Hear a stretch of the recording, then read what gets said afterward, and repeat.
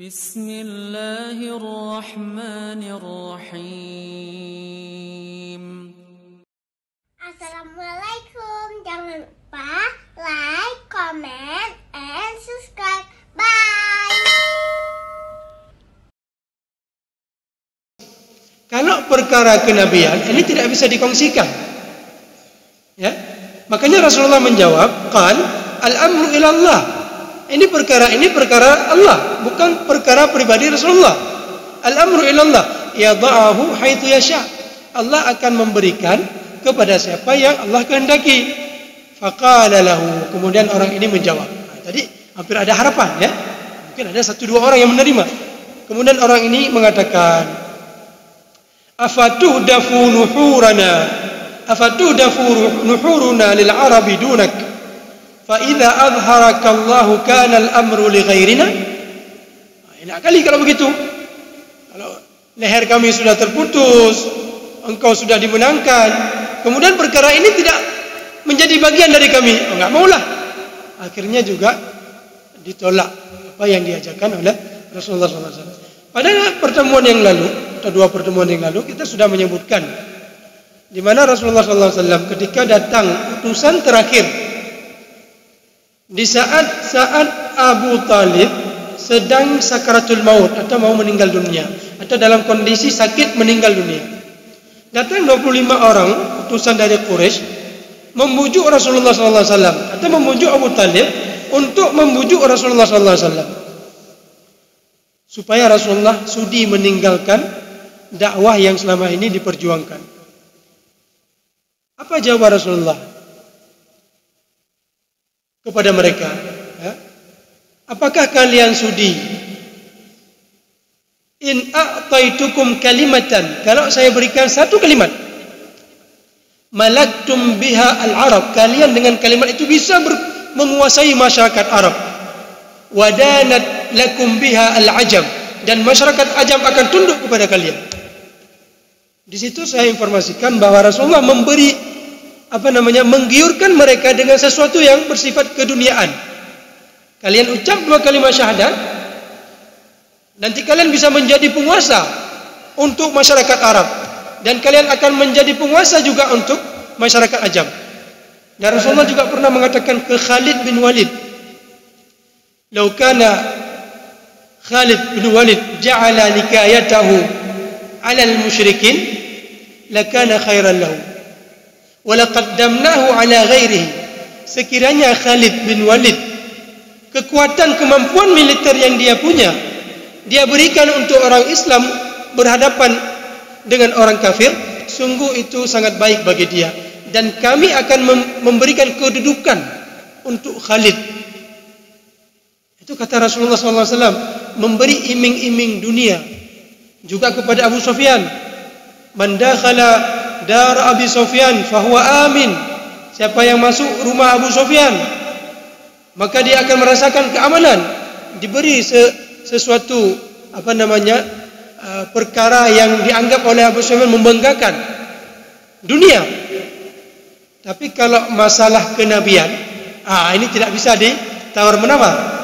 Musailamah al-Kadzdzab di tahun ke-9 Hijriah, ini setelah Islam kuat, mengirim surat ke Rasulullah SAW. Ya Muhammad, innaka nabiyyun wa ana nabiyyun. Kamu nabi, saya juga nabi. Kalau kamu meninggal dunia, maka perkara ini dikembalikan kepada saya. Apakah kamu mau? Maka Rasulullah menolak. Kalau masalah kenabian ini nggak bisa dikongsikan.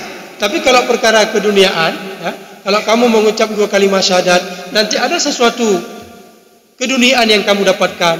Kalau Khalid kamu masuk Islam, kami akan memberikan kedudukan kepadamu. Kalau Abu Sufyan masuk Islam, maka rumahmu akan menjadi aman, orang-orang akan simpati kepadamu. Itu kalau seperti itu masih bisa diberikan oleh Rasulullah. Tapi kalau perkara kenabian, ini Rasulullah tidak bisa, ya. Nggak ada istilah sekarang, kita jawab aja, kita terima. Biar dia masuk Islam dulu. Nanti setelah itu kita cari cara. Nggak ada Nabi seperti itu. Padahal kalau orang yang akalnya akal politik, mungkin dia akan menjawab seperti itu. Ketika ada orang yang mengatakan, ya Muhammad, bagaimana kalau kami mendukungmu sekarang dan ketika nanti menang kami dilibatkan dalam perkara ini. Mungkin kalau pemikirannya pemikiran politik yang licik ya, bukan yang jujur. Mungkin kita terima dulu. Nanti ketika sudah berlangsung, sudah berjaya, partai kita sudah kuat, baru di situ kita cari trik-triknya bagaimana supaya orang ini bisa ditangkap oleh polisi sehingga masuk penjara, sehingga kita yang berkuasa. Mungkin akan dipikirkan seperti itu. Tapi Rasulullah kalau masalah kenabian, masalah risalah, masalah wahyu ini, itu nggak bisa. Walaupun nggak ada yang mendukung, walaupun resikonya akhirnya orang ini, kalau begitu saya tidak mau, ya tidak mau menerima apa yang diajarkan oleh Nabi Sallallahu Alaihi Wasallam. Kemudian, apakah Nabi masih berputus? Apakah Nabi berputus asa? Setelah sekian orang, sekian kabilah ditolak, menolak apa yang disampaikan oleh Nabi Sallallahu Alaihi Wasallam, ternyata inna ma'al usri yusra. Kalau pada perjalanan dakwah Nabi ke Taif tidak ada yang menerima, dan ternyata orang-orang yang tidak diajak justru mereka yang menerima. Adas yang beragama Nasrani tidak diajak untuk masuk Islam, yang diajak penduduk Taif, ternyata Adas yang menerima. Ada hasilnya. Apapun yang dilakukan oleh manusia ini pasti ada hasilnya. Kalau enggak sekarang, di masa yang akan datang. Kemudian ada lagi yang menerima Rasulullah, sekelompok jin. Dalam perjalanan Nabi dari Taif ke Mekah, datang sekelompok jin mendengar Nabi membaca Al-Quran di dalam salat, mereka masuk Islam. Apakah Rasulullah pernah mengajak bangsa jin untuk masuk Islam? Tidak. Rasulullah mengajak penduduk Taif, tapi yang masuk Islam justru Adas yang tidak diajak. Justru sekelompok jin yang masuk Islam padahal mereka tidak diajak. Dan kali ini datang tokoh-tokoh dari Yathrib ke Mekah. Yathrib ya. Dan ini adalah awal kemenangan Rasulullah SAW. Salah seorang di antara mereka adalah Suwaid bin As-Samit. Datang juga dalam misi haji. Suwaid bin Samit ini secara personal Rasulullah berjumpa dengan beliau dan mengatakan tentang Islam. Maka Suwaid bin Samit ini menjawab, "Ya Muhammad, barangkali apa yang ada pada dirimu sama dengan apa yang ada pada saya." Artinya begini, Suwaid bin Samit ketika mendengarkan apa yang disampaikan oleh Rasulullah SAW, itu semua mengandung hikmah, mengandung pelajaran-pelajaran yang baik. Artinya apa yang disampaikan oleh Rasulullah itu adalah kebaikan. Maka Suwaid bin Samit mengatakan, "Ya Muhammad, barangkali yang engkau sampaikan ini sama seperti yang saya miliki selama ini." Kenapa? Karena Suwaid bin Samit ini adalah sosok yang diberi hikmah, sosok yang mengajak kepada kebaikan, tapi tidak berlatar belakang Islam. Seorang filosof, begitulah kira-kira. Kana syairan labiban. Dia adalah seorang penyair yang pintar. Min sukani Yathrib. Dari penduduk Yathrib. Yusammihi qaumuhu bil kamil. Orang-orang menyebutnya dengan yang sempurna, al-kamil. Kenapa? Karena kehikmatan yang dia punya. Maka Rasulullah menjawab, "Ya Suwaid, yang saya punya beda dengan apa yang kau punya. Maukah saya perdengarkan?" Maka akhirnya Rasulullah memperdengarkan kepada Suwaid ini Al-Quran Al-Karim. Sehingga Suwaid ini terkesima. Dan ternyata apa yang ada sama Muhammad sangat berbeda dengan apa yang selama ini dianggap dia punya. Akhirnya Suwaid ini masuk Islam. Sudah ada hasilnya. Ya. Kemudian ada lagi Iyas bin Mu'adz. Iyas bin Mu'adz ini datang juga dari Yathrib dengan kaumnya, dan Iyas bin Mu'adz ini tergolong muda dalam delegasi kaumnya ini yang datang ke Mekah untuk mencari simpati dari Quraisy.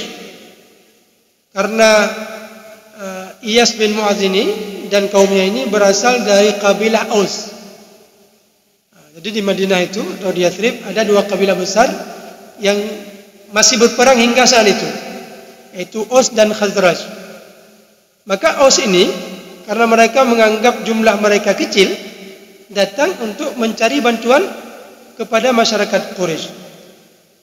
Maka Rasulullah SAW bertemu dengan mereka dan menyampaikan apa yang mungkin disampaikan kepada mereka. Dan didengar oleh Iyas bin Mu'adz. Iyas bin Mu'adz ternyata sangat setuju apa yang disampaikan oleh Rasulullah SAW. Apa yang disampaikan oleh Rasulullah SAW? Ketika Rasulullah diperdengarkan unek-unek dari masyarakat Aus ini, yaitu ingin mencari bantuan dari masyarakat Quraisy, dan Rasulullah merupakan salah satu dari masyarakat Quraisy, maka Rasulullah mengatakan kepada mereka, "Hal lakum fi khairin mimma ji'tum lahu?"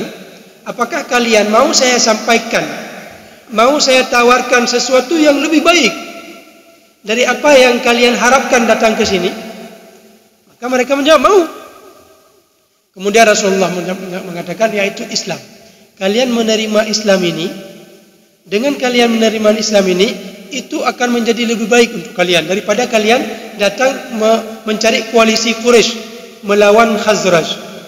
Didengar oleh Iyas bin Mu'adz ini dan mengatakan kepada kaumnya, wahai kaumku, sesungguhnya apa yang disampaikan oleh Muhammad ini ide yang sangat bagus. Maka oleh tokoh-tokoh yang ada dalam delegasi pada saat itu marah kepada Iyas bin Mu'adz ini. Kenapa? Karena kita datang bukan untuk itu, datang kita fokus untuk mencari koalisi Quraisy, bukan hal-hal yang lain. Tiba-tiba Iyas bin Mu'adz ini menawarkan sesuatu yang berbeda dari tujuan kita datang ke situ. Maka akhirnya dia dimarahi. Bahkan disebutkan di sini beliau dilempari dengan segenggam tanah ke mukanya.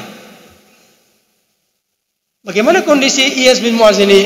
Iyas bin Mu'adz ini terus berada dalam keislaman. Artinya apa? Apa yang disampaikan oleh Rasulullah SAW sudah mendapatkan hasil. Untuk baru dua orang penduduk Yathrib. Yang pertama tadi Suwaid bin Samit, kemudian Iyas bin Mu'adz. Yang ini nanti akan menjadi bekal sebagai informasi tentang keislaman bagi masyarakat Yathrib. Yang informasi ini sampai ke telinga salah seorang sahabat Nabi yang bernama Abu Dzar Al-Ghifari. Abu Dzar Al-Ghifari sudah mencium informasi tentang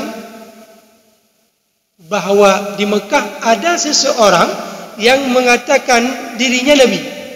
Dari mana informasi itu? Itu dari Iyas bin Mu'adz, kemudian dari Suwaid bin Samit, yang ketika pulang kampung mereka menceritakan tentang apa yang mereka saksikan di Mekah Mukarramah. Maka informasi ini sampai ke telinga Abu Dzar Al-Ghifari. Oleh Abu Dzar Al-Ghifari, ya, ini sebagai penutup dari pertemuan kita pagi ini, oleh Abu Dzar Al-Ghifari menceritakan kepada adiknya, wahai adikku, saya penasaran dengan sosok yang mengatakan dirinya Nabi. Karena tentang kenabian itu sudah diketahui oleh penduduk Madinah. Dari mana? Dari masyarakat Yahudi. Tentang informasi kenabian terakhir itu sudah diketahui oleh penduduk Madinah, informasinya dari masyarakat Yahudi yang ada di Madinah. Maka oleh adiknya setelah bermusyawarah sepakat, kalau begitu sang adik datang ke Mekah untuk mencari tahu lebih dekat bagaimana sosok yang selama ini mengatakan dirinya Nabi. Setelah adiknya tiba di Mekah dan berjumpa dengan Rasulullah SAW, kemudian setelah dia penuhi sedikit informasi yang mungkin bisa dia sampaikan ke abangnya Abu Dzar, pulang dia ke Yathrib. Ketika pulang ke Yathrib, diceritakan apa yang bisa diceritakan kepada Abu Dzar. Ternyata Abu Dzar bertambah penasaran, ya, nggak puas informasi yang diterima dari sang adik, yang akhirnya beliau mengambil bekal. Ini saya harus berangkat sendiri menuju ke Mekah. Maka akhirnya Abu Dzar berangkat ke Mekah. Sesampai di Mekah, terlihat sebagai orang asing oleh penduduk Mekah. Dilihat oleh Ali bin Abi Thalib. Ali bin Abi Thalib bertanya, "Kamu orang asing?"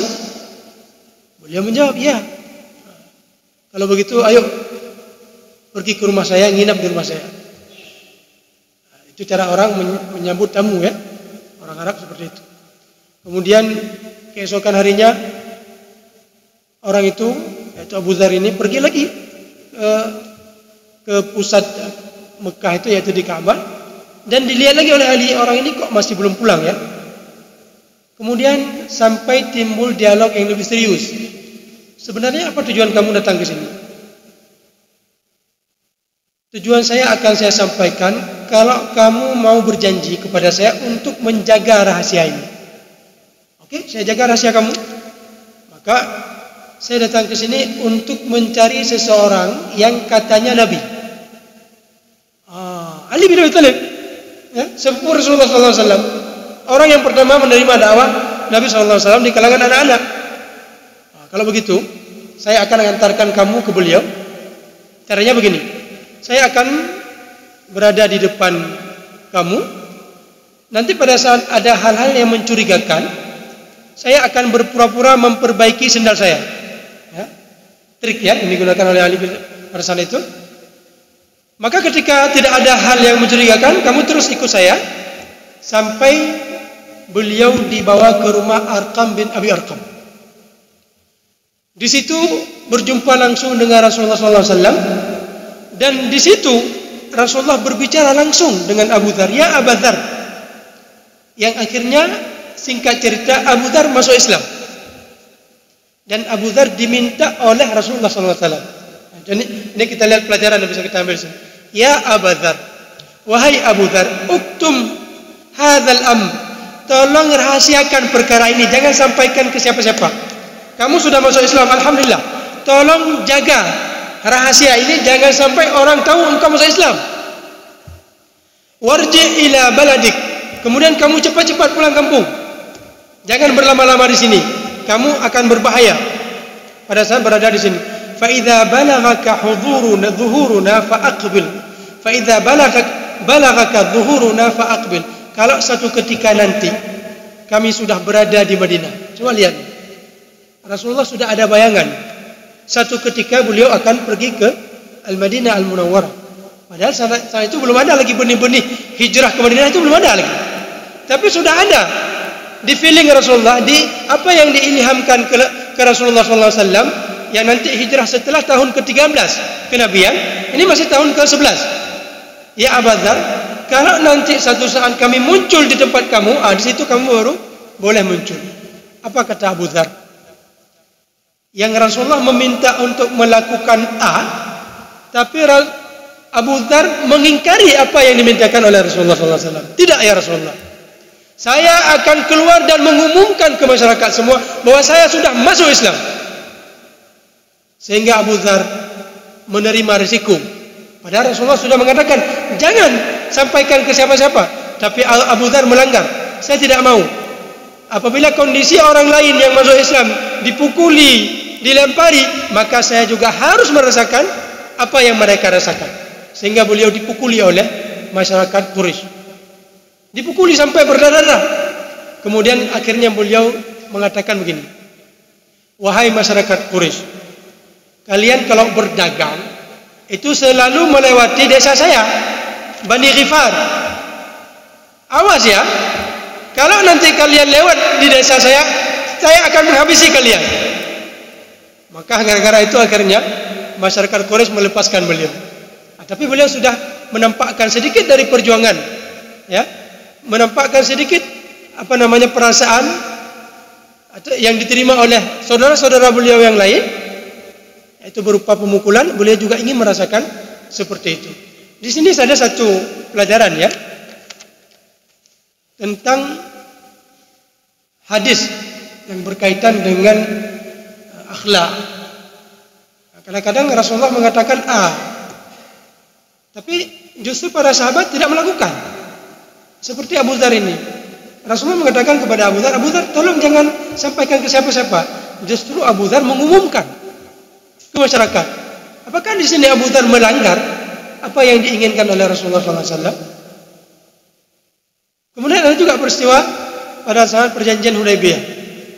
Hadza ma ta'ahada bihi Muhammad Rasulullah sallallahu alaihi wasallam wa Suhail bin Amr. Ini perjanjian yang ditulis oleh Muhammad Rasulullah sallallahu alaihi wasallam dengan Suhail bin Amr. Maka Suhail bin Amr mengatakan, hapus nama Rasulullah sallallahu alaihi wasallam, Muhammad Rasulullah sallallahu alaihi wasallam, hapus. Kalau kami tahu engkau Rasulullah, kami tidak akan memusuhimu. Kami bermusuhan denganmu karena kami beranggapan bahwa engkau bukan Rasulullah. Maka oleh Rasulullah mengatakan kepada Sayyidina Ali, wahai Ali, tolong hapus. Sayyidina Ali tidak mau menghapus. Padahal itu perintah Rasulullah. Akhirnya Rasulullah menghapus sendiri. Terkadang ada orang yang menuju ke kita, lalu kita berdiri. Orang itu menuju kita, jangan berdiri, duduk. Apakah kita tidak berdiri? Ada guru kita lewat menuju ke arah kita. Kemudian kita selaku murid atau pernah berguru kepada orang ini, kita berdiri untuk memberikan penghormatan. Dan sang guru mengatakan, jangan berdiri, duduk. Apa yang harus kita lakukan? Tetap berdiri atau kita duduk? Nah, ini mirip seperti yang terjadi pada diri Rasulullah SAW dengan Abu Dzar tadi, dengan Ali bin Abi Thalib tadi. Bentuk dari penghormatan. Ali nggak tega rasanya ketika menghapus nama Rasulullah, itu nggak tega. Abu Dzar juga demikian. Kalau Nabi dilempari, Nabi disakiti, dan sahabat-sahabat lain juga disakiti, saya juga nggak tega. Kalau mereka berhadapan dengan kondisi seperti itu, masa saya enak-enak saja?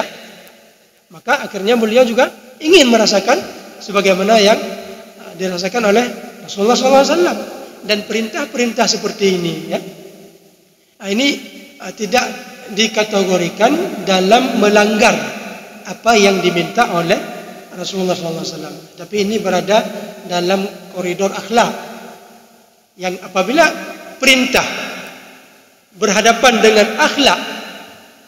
Misalnya begini, ada seorang ibu-ibu, ada satu hadis, ya, lebih baik seorang laki-laki itu daripada bersentuhan dengan seorang perempuan yang bukan muhrim, lebih baik mengambil sebiji paku, memaku kepalanya dengan palu.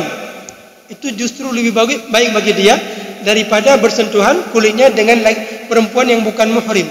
Tapi tiba-tiba ada ibu-ibu, yang ibu-ibu ini dulu pernah menjadi guru kita dulu, pernah mengajarkan kita di SD dulu, datang memberi tangan kepada kita untuk bersalaman. Di sini kita berhadapan dengan kondisi seperti yang dihadapi oleh Abu Dzar tadi. Apakah kita menarik tangan kita tidak bersalaman, atau justru kita bersalaman sehingga ketika kita bersalaman, ada hadis satu lagi, lebih baik kita taruh paku di atas kepala daripada bersentuhan dengan yang bukan muhrim. Di sini kita memilih akhlak ini. Kecewalah orang yang sudah mengulurkan tangannya, kemudian kita menarik tangan kita tidak bersalaman. Dan kini akan kita hadapi dalam momen-momen misalnya lebaran nanti. Ada nenek-nenek, ada ibu-ibu, bahkan bukan sekedar salaman, bahkan ada ibu-ibu tertentu mungkin yang dulu dia mengenal kita masa kecil, sekarang juga dia anggap kita seperti anak kecil, dia cium kita. Mungkin ada seperti itu, ya. Maka dalam kondisi seperti ini kita ada, ya, pedoman bisa kita ambil dari apa yang terjadi pada diri Abu Dzar dengan Rasulullah SAW, juga Ali bin Abi Thalib pada saat perjanjian Hudaybiyah. Mudah-mudahan ada faedah yang bisa kita dapatkan. Lebih dan kurang saya mohon maaf. Wabillahi taufiq wal hidayah. Wassalamualaikum warahmatullahi wabarakatuh.